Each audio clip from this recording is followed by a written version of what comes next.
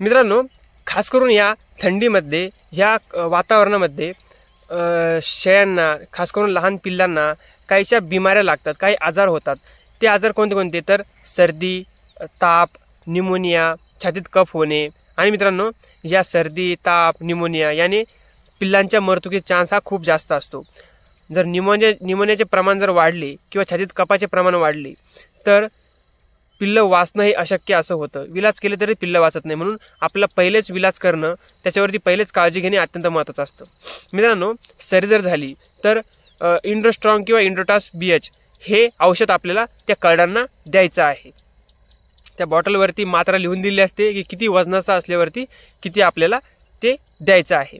त्यानंतर आपण जे पाणी शेळ्यांना पिऊ घालतो त्याच्यामध्ये आपल्याला थोड्या थोड्या प्रमाणामध्ये हळद मिक्स करायची आहे। हळदीच्या वासाने शेळ्या पाणी पित नाही, म्हणून त्याच्यामध्ये बाजरीचं पीठ आपण मिक्स करायचं आहे। बाजरीचं पीठ हे उष्ण असतं आणि शरीरामध्ये उष्णता बनून राहते, या थंडीमध्ये ते अतिशय महत्त्वाचं आहे, हे आपलं वापरायचं आहे।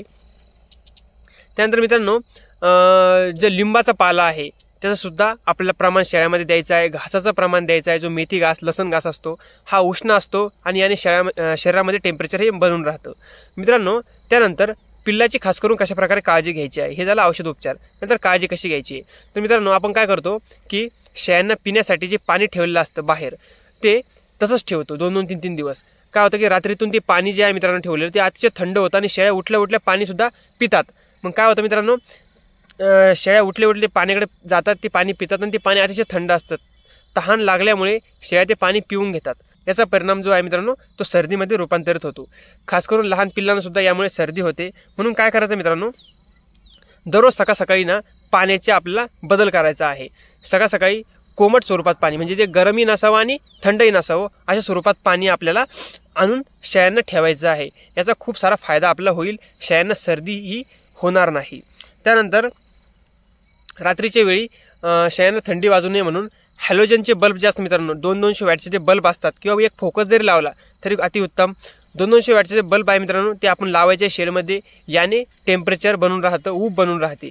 आणि खास करून जिथे करडं कोणतं मित्रांनो तिथे आपल्याला हे बल्ब अवश्य लावायचे आहे, ते करण्यासाठी अतिशय महत्त्वाचे आहे। त्यानंतर करडं जिथे लहान लहान करडं मित्रांनो त्यांना ही थंडी वाजते, खाली कोबा वगैरे असला तर तो अतिशय थंड झालेला असतो। मग काय करायचं आहे तर त्यांना बसण्यासाठी पोत्याची व्यवस्था करायची मित्रांनो, आणि ते पोते दिवस उगल्यानंतर बाहेर उन्हात आणून वाळू घालायचे, कारण ते करडं त्याच्यावरती लघवी वगैरे करतात, लेण्या टाकतात, म्हणून ते खराब होतात। तर मित्रांनो, दररोज सकाळी ते उन्हा लावून टाकायचे आणि रात्रीच्या वेळी ते त्यांच्या खाली टाकायचे। आणि थंडी जर अतिशय जास्त वाढली मित्रांनो, खूपच थंडी जर वाढली, कडाक्यात थंडी पडली तर अशा वेळी तुम्ही काय करा, शक्य झालं तर त्या पिल्लांना आपल्या आयापाशी म्हणजे त्या शेळ्यांपाशी सोडून द्या, कारण शेळ्यांच्या उबीने पिल्लाला थंडी ही वाजत नसते। तर अशा प्रकारे मित्रांनो आपल्याला काळजी घ्यायची आहे। खास करून करडांची काळजी ही अत्यंत महत्त्वाची आहे, कारण करडं मित्रांनो वाचले तरच आपलं उत्पन्न हे शाश्वत राहतं। तर मित्रांनो, अशा प्रकारे काळजी घ्या।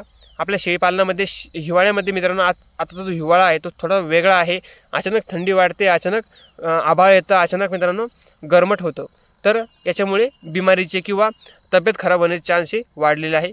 काळजी घ्या आणि शेळीपालन मित्रांनो संतुलित ठेवा, चालू ठेवा। तर मित्रांनो, काही शंका असेल, कुशंका असेल तर कमेंटमध्ये नक्की विचारा, तुम्हाला 100% त्याच्यावरती मार्गदर्शन जे आहे ते केलं जाईल। तर चला मित्रांनो, तुम्ही जर यूट्यूब चॅनलवरती नवीन असाल तर अशाच माहितीपूर्ण व्हिडिओसाठी या यूट्यूब चॅनलला सबस्क्राईब करा। व्हिडिओच्या खाली सबस्क्राईब लिहिलेलं आहे त्याच्यावरती क्लिक करायचं आहे, त्यानंतर घंटेचं चिन्ह येईल त्याच्यावरती क्लिक करून त्याला ऑलवरती क्लिक करायचं, याने चॅनल सबस्क्राईब होऊन जाईल आणि जेव्हाही असाच माहितीपूर्ण व्हिडिओ मी अपलोड करतो यूट्यूबवरती त्याची लगेच सगळ्यात पहिले मित्रांनो माहिती किंवा मेसेज तुम्हाला मिळून जाईल। तर चला मित्रांनो, भेटू याच प्रकारच्या एका नवीन आणि माहितीपूर्ण व्हिडिओमध्ये। धन्यवाद।